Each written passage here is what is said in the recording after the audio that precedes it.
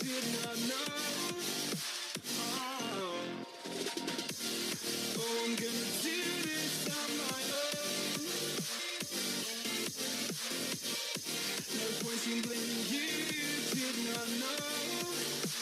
Oh, I thought you were the one for me. That's why I gave you everything. Held you close by the stormy seas. Oh, you meant the world to me.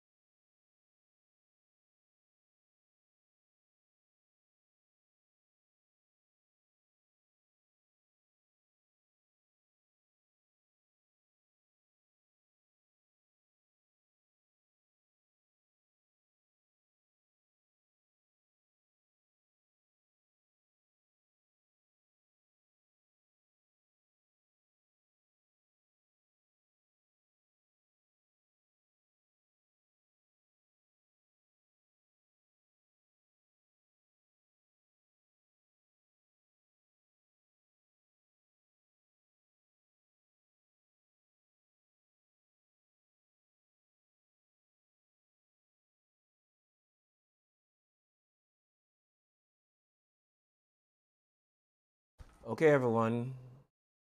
Good evening, good evening, good evening. After a very late start this evening, but we'll make it through it. We'll see what we can get through here. Just want to make sure that everyone is hearing me okay. So if you wouldn't mind, just please indicate in the chat so that we can know that you are hearing me. You are hearing me fine, so we can get started. So please indicate in the chat if you're hearing me fine, so we can get started.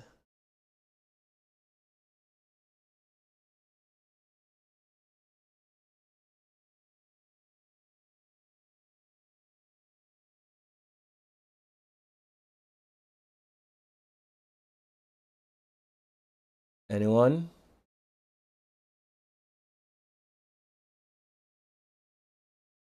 Ah, perfect. Spot on. Thank you. All right, so let us begin. And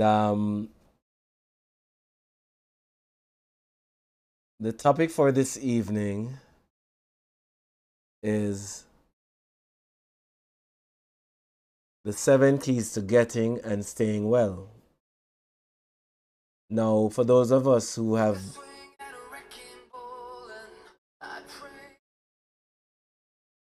for those of us who have actually um, followed the class before, then this will not be new to you. But maybe there's something that will be shared that will be new. So we shall see. All right, so the topic 7 keys to getting and staying well. There is a handout that goes with the class, but I'm going to ask if you are able to scan the QR code there. What I'm going to do is I'm going to make a copy of the link and post it in the chat so that you can all access it. I'll post it in the chat section so you can download the link. Here's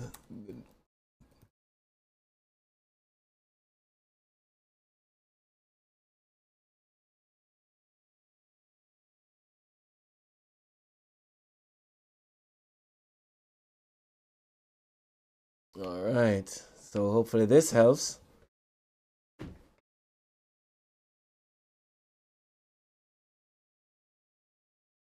So go ahead and try to download the link that pertains to the lecture.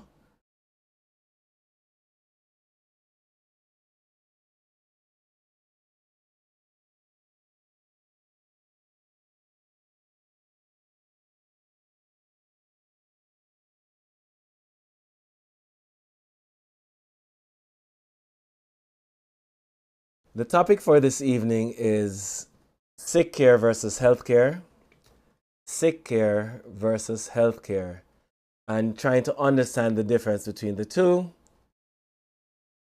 Because we are cultured in a model that's based on illness care. It's based on caring for the sick.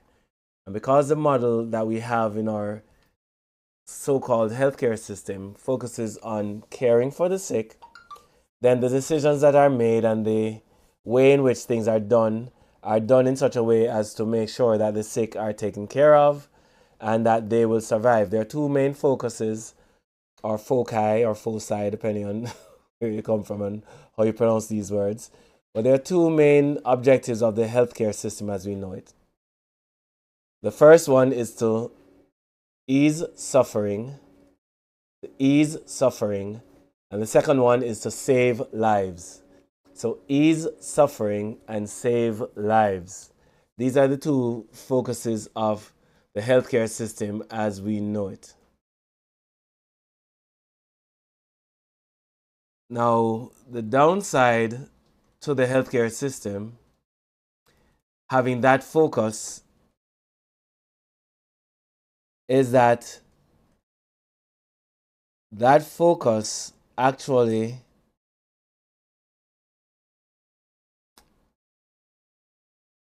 does not take into consideration getting people fully healthy. In fact, getting people healthy is not the goal of the system. Now, when I say this, sometimes people may feel a little bit funny about hearing me say that, but it is true. Getting people healthy is not the goal of this system. The goal of the system is to ease suffering, as I said, and to save lives. Now, why isn't getting people healthy the goal of the system?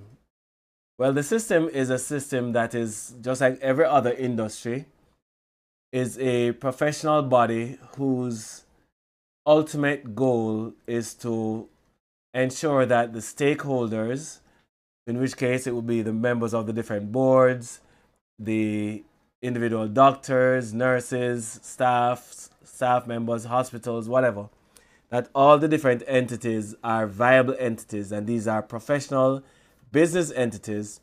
And the only way a business entity can be viable is if it's making a profit. So I don't say that in a negative sense where you're comparing profits to lives, but the reality is the reality that all such entities are in the business of making profit, but the profit is based on people being sick.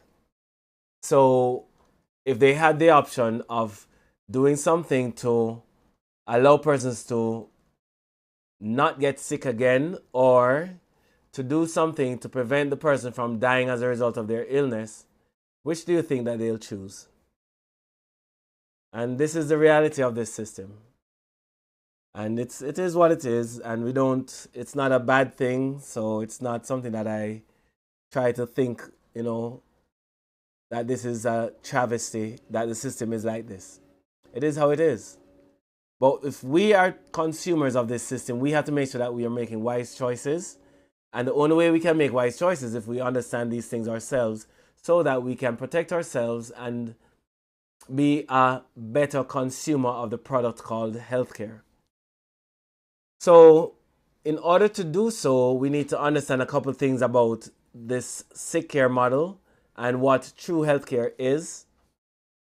And this model we call sick care or illness care is a model that by necessity is reactive, which means that something has to go wrong first before anything can be done. And when something goes wrong, then a plan has to be put in place to try to address the thing that has gone wrong. But true healthcare is proactive, which means if you want to truly be healthy, you have to make choices before something has gone wrong in the first place, so as to prevent it from going wrong at all. This is what proactive means. Do something before something has gone wrong to prevent it from going wrong so that you can benefit maximally. And that's the true healthcare system. And true healthcare system does not exist in the world today as well as we used to have it. And it is unfortunate the way it is, but it is how it is. But we are in a crisis as it relates to healthcare. And the crisis is that um, the number one killers in the world are as a result of preventable lifestyle diseases or communicable diseases. Now, you can't solve the problems of drugs and surgeries or lifestyle with drugs and surgeries. Drugs and surgeries can't solve a lifestyle problem. And so we have to make sure that our lifestyle is good so that we can maintain a healthy existence. So let us continue, right? There are two ways in which people think as it relates to healthcare. The first way is illness care way of thinking. That's how we are taught to think by the pharmaceutical industry. And wellness care way of thinking, which is how we're supposing or proposing to you that we should think. So in the illness care model, the goal is simply to answer the question, what do I need to do in order to feel better? What do I need to do in order to feel better? That is the goal of the illness care model. Whereas the goal for the wellness care model, which is the healthcare model, is getting well. This is the goal of the system, is to get well. If you are ill and you go to the hospital, the doctors want you to get well, yes. But this idea of getting well is not one that is based on effort or hard work or consistency in executing what needs to be executed in order to maintain health. No, this is based on somebody just willing to be healthy and not necessarily working toward obtaining good health. So getting well is an immediate gratification kind of a thing, and we want persons to rise above that. So rather than simply saying our goal is to get well, how about this? That our goal is to stay well. Because if we are able to stay well, then we are able to make choices on an ongoing basis to reflect goodness and good health. And I hope that makes sense. The last one is staying alive, where we oftentimes think of how long people live as the best measure of how healthy they are. But the reality is that there are many people who are healthier than somebody else but will die before that person. Or there are persons who are unhealthy today but will outlive somebody who is healthier than they are. So we have to make wise choices because we want to make sure that we maintain people in their states of good health.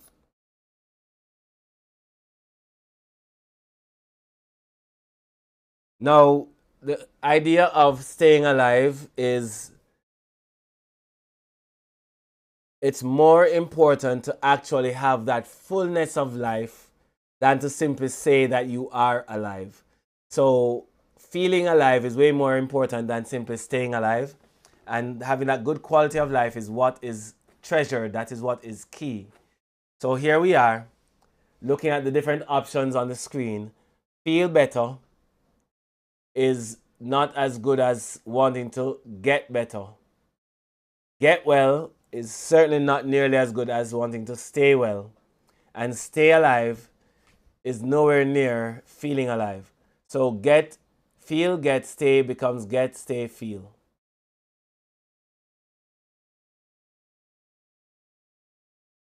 So here we go. Hopefully this makes sense. Now, is pain a good thing or a bad thing? There are many people who would argue one or the other, but the bottom line is that pain has a purpose. And the purpose of pain is that it alerts us that something has changed and needs our attention. That is the purpose of pain. Now, there are different issues because pain is not without its flaws. Pain has certain restrictions. Pain can't be trusted because Sometimes you feel good, but you're not healthy.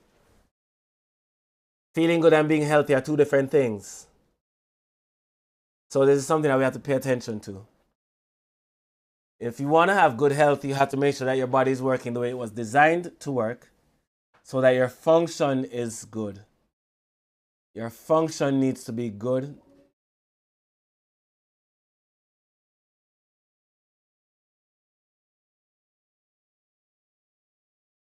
And so we need to trust function, not feeling. Trust function, not feeling. The immune system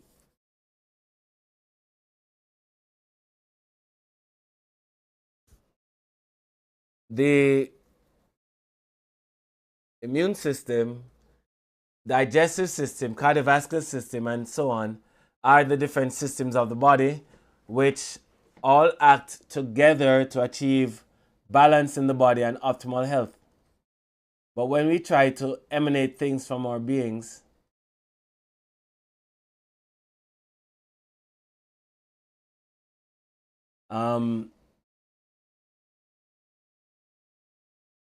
so each system depends on the other systems in order to maintain themselves well. And so we want to make sure that we are having good, healthy systems all working together, because if one system goes down, the entire body will suffer. Having said that, however, of the systems that you see listed here on the screen, there's one system that is, in my estimation, superior to the others. And the reason I consider it superior is simply this. This system is what governs and directs the function of all the other systems. And so you see that if one system governs the function of the others, then we need to understand that system, because if we can keep that system healthy, we have a better chance of influencing the health of all the rest. So which system is this? Which system is considered the ultimate system, the master control system of the body? Correct answer is the nervous system. The nervous system is the master control system of the body because the nervous system controls all the other systems.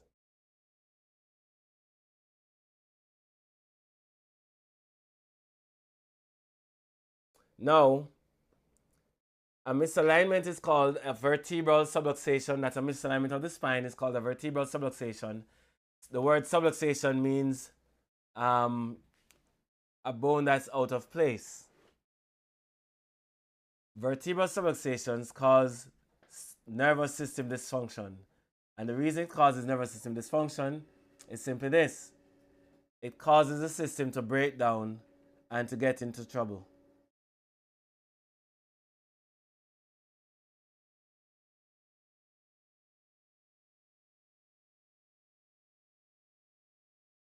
It causes the system to break down and to get into trouble.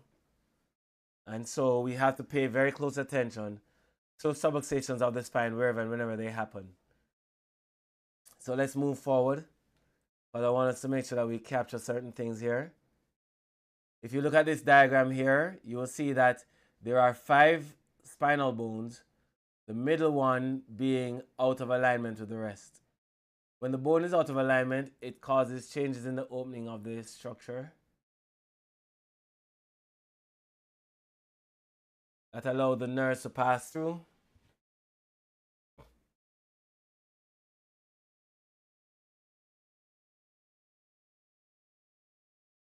So if one of the bones is out of place, then it closes off the openings and may put pressure on one of the nerves. In this case, the red one is under pressure because this bone has shifted. Now, what if that nerve controls your stomach? Do you think your stomach will operate normally? What if it controls your lungs? Will your lungs operate normally? What if it controls your heart? Will your heart operate normally? So if your organs, the organs that are controlled by a particular nerve, any organ that's controlled by a particular nerve will suffer as a result of the nerve itself suffering. So anything that affects a nerve will affect everything that nerve controls. And that's important to bear in mind. There are three types of stressors that exist in three planes: the psychological, the biochemical, and the physical.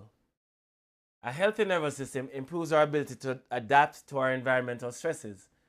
And so we need to understand that the healthier our nervous system is the better we're able to adapt. So when we talk about the adaptation of our nervous system, we are referring to its potential to adapt to the environment, which we call the adaptive potential or general adaptive potential.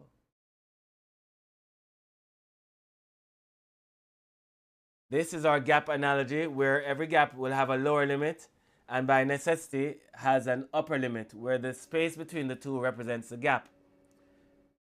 If the upper limit goes up further, it approaches vitality. If the upper limit falls down towards the lower limit, it approaches death. The narrower our gap is the closer we are to death. The wider our gap is the more vital we are and the better we're able to resist stresses in our environment. Now, these stresses can be of two types, either internal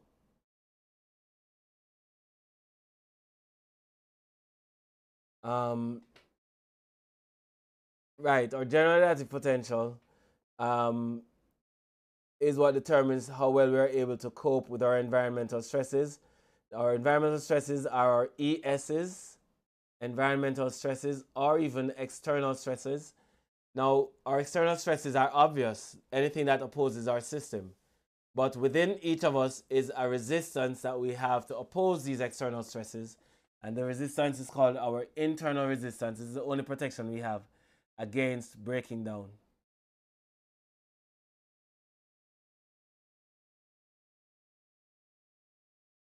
If all our experiences in life fall within the boundaries of our gap, we don't break down, we don't get sick, we don't die, we don't falter.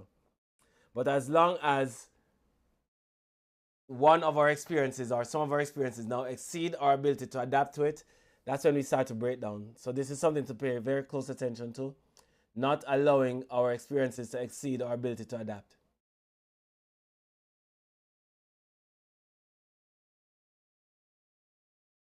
Now, as that upper limit falters under the weight of the external stresses,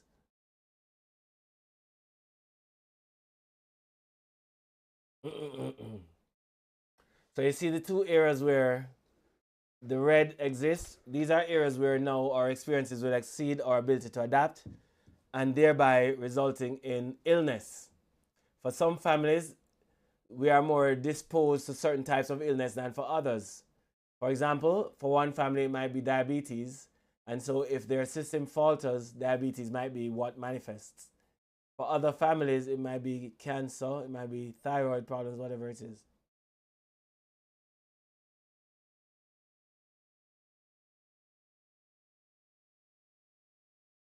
So this is how we break down, this is how we get sick. It is therefore important for our internal resistance to remain strong enough to prevent our upper limit from falling, because that lowered potential increases the risk of injury or illness to the individual.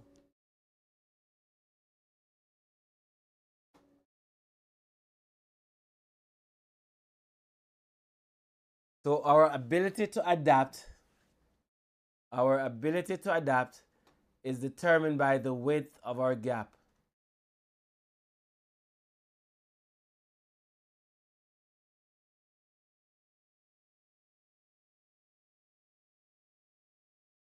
Our ability to adapt is determined by the width of our gap.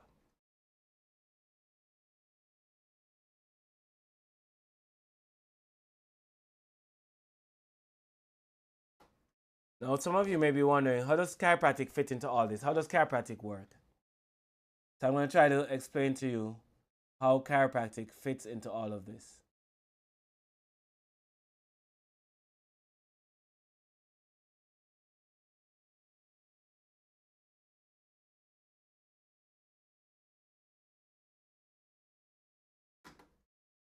Now, the healthier our nervous system is the wider our gaps will be, as we indicated earlier before.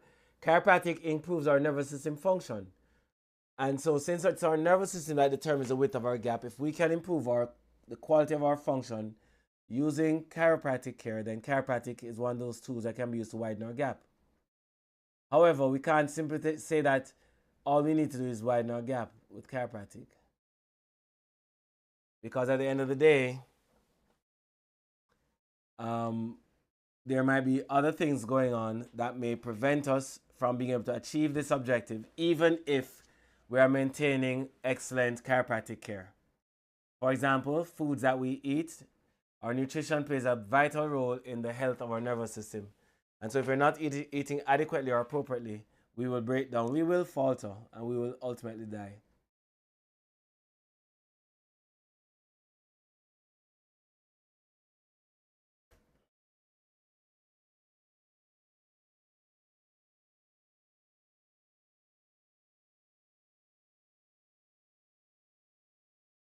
We have technology that we've invested in here at the office called our Insight Millennium Subluxation Station. This is what we use to determine whenever and wherever a subluxation may be occurring in an individual's spine. This device here is called our rolling thermal scanner. And this one is called our surface electromyography, surface EMG paddles.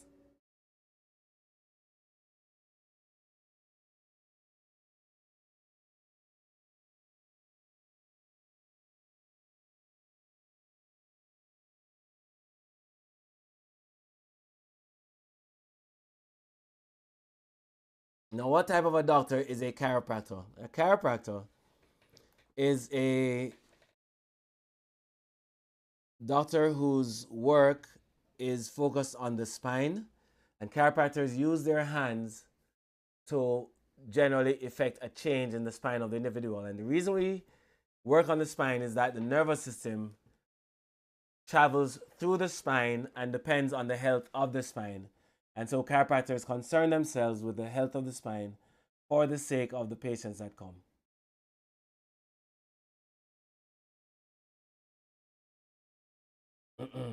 But if chiropractic is supposed to be really good at what it does, then there has to be a way to demonstrate how it may impact the nervous system, and by way of nervous system, can it impact the brain of an individual. And there's a test that was done called a functional MRI unit, where a woman was asked to perform a task, a simple task, before and after the chiropractic adjustment to see what would happen.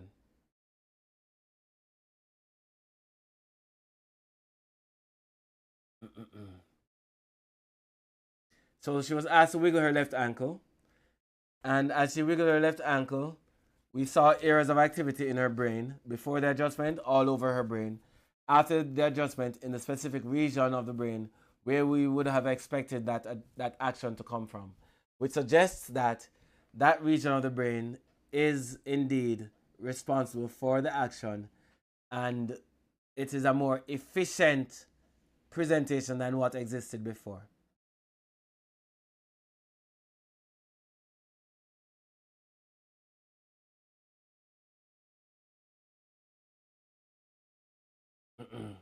Okay. Now, moving forward, because persons oftentimes mistake chiropractors for bone doctors when we are not bone doctors. An orthopedic surgeon is a bone doctor. What chiropractors do will impact the nervous system far more than it would ever impact the bones. And so we would oftentimes refer to chiropractors as nervous system doctors, not necessarily bone specialists, because we are not bone specialists. What about chiropractic neurology? Chiropractic neurology is a subspecialty within chiropractic that focuses on the health of the brain and spine. Now, chiropractors only learn how to realign the spine. I mean, not only, but they do learn how to realign the spine.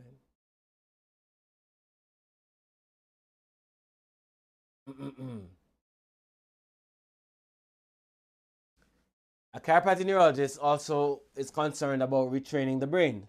And so we have exercises and tools at our disposal that teach us how to retrain the brain.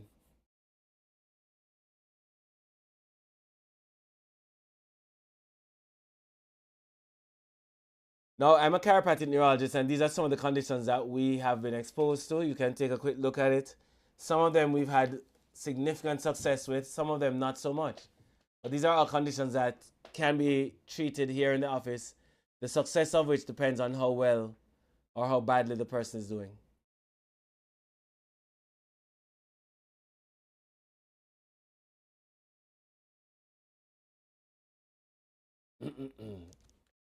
Now, continuing.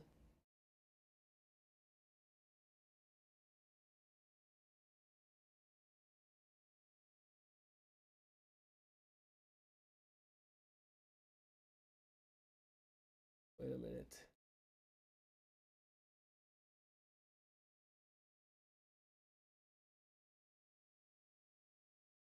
Hold on, let me get back my slide here.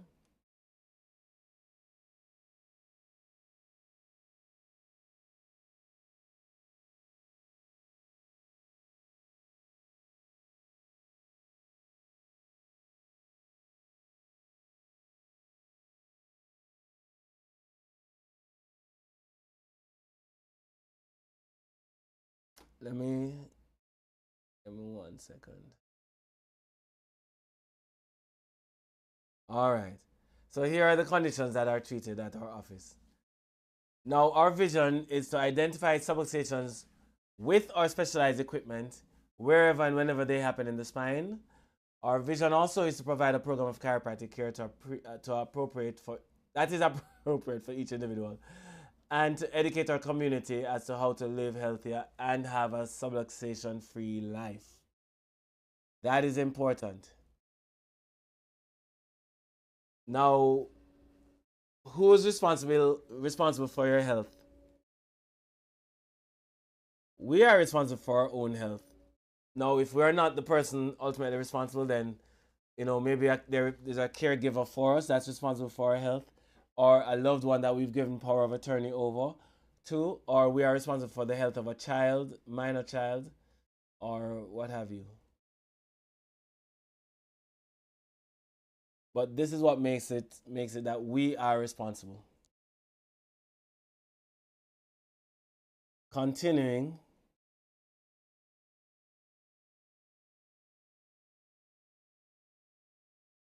There are some video testimonials on our website, on not our website, but our YouTube channel. So go to our YouTube channel and browse through. You will see some of these testimonials. I really haven't put up any recently because testimonials get us in trouble. And the trouble is a good trouble, I guess. Because the persons who give testimonials are doing so, they did such a good job. There are many people who will seek to come to our office and be upset with our office because there's no space to accommodate them. So I don't try to do too much promotion of this, but understand that it is there.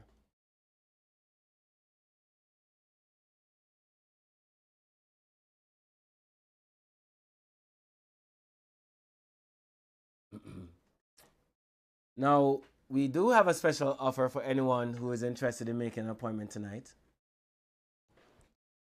And when I say making the appointment tonight, obviously you're not going to make the appointment tonight, but if you indicate tonight that you're interested in making the appointment, then perfect. This offer is for you.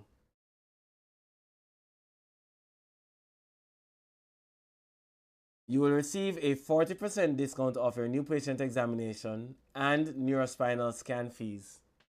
40% discount. All you have to do is just send in the an email indicating that you watched the video and you want to take advantage of this special offer, and then we will do that for you.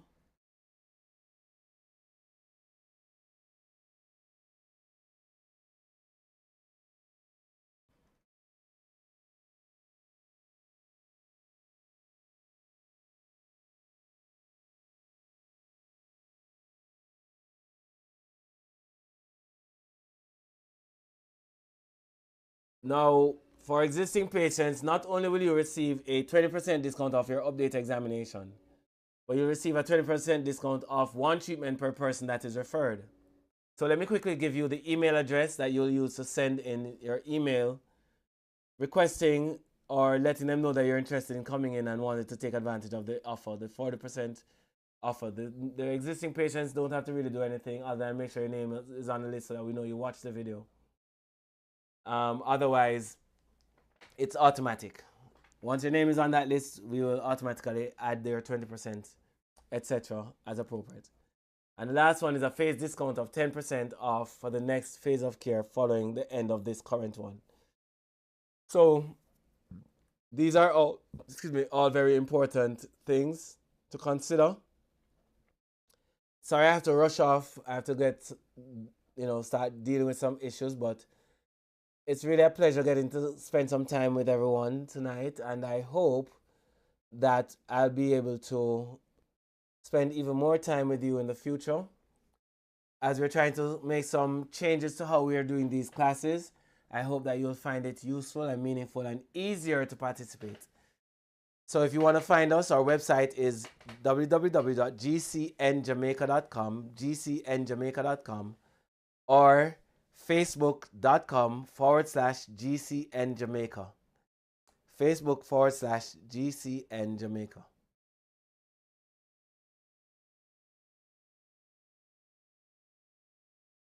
There's a YouTube channel called Gardner Chiropractic. Our YouTube channel is Gardner Chiropractic. Just go to the search bar in YouTube, type in Gardner Chiropractic, and it takes you to our channel. I think it's the same thing for Instagram as well. I'm not 100%. I think it's Gardner Chiropractic on Instagram as well. And we also have a radio program called Back to Health Talk Show, where we are on Radio Jamaica 94 FM every Tuesday evening at 8 p.m. talking about health topics, different health topics that may be of interest to you. So feel free to stop in and join us and ask questions and participate in the community. We look forward to having you. Well, that is the end of today's session. I hope that you would have learned something and that it would have been meaningful to you.